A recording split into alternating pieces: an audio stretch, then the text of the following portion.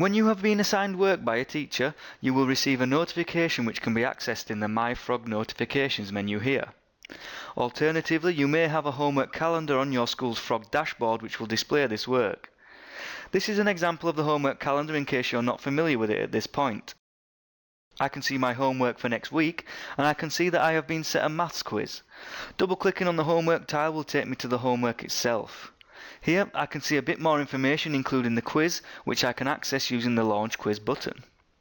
If your school has Frog Play and if your teacher has allowed it for this quiz, you may have the chance now to select a game to play during the quiz, or you can select Quickfire to get straight into the questions.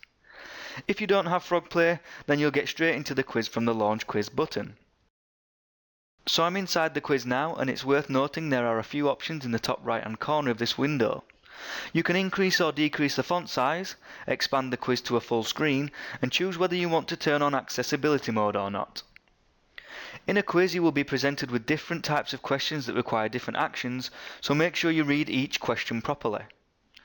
Usually you will just be selecting an answer like this one, but sometimes you may have to put things in order, fill in missing text or type an answer. In this example I need to select one of the answers and click Submit to lock my answer in the quiz.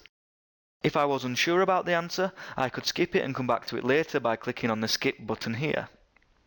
Clicking Finish at any point gives you an overview on all the questions you have or haven't answered. You can click on any question and it will take you back to that question in the quiz. After clicking the Finish button, there is an option in this window to exit the quiz. At this point you have three options. You can either pause the quiz, which will save where you're up to and you can revisit it at a later date. You can select Cancel, which will return you to the quiz. The final option is that you can hand in your answers.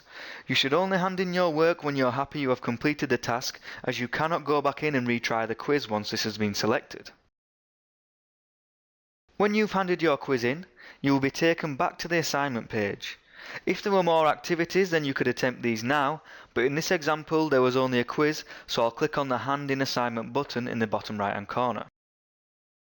You need to ensure you submit your work and hand in your assignment when you're ready to.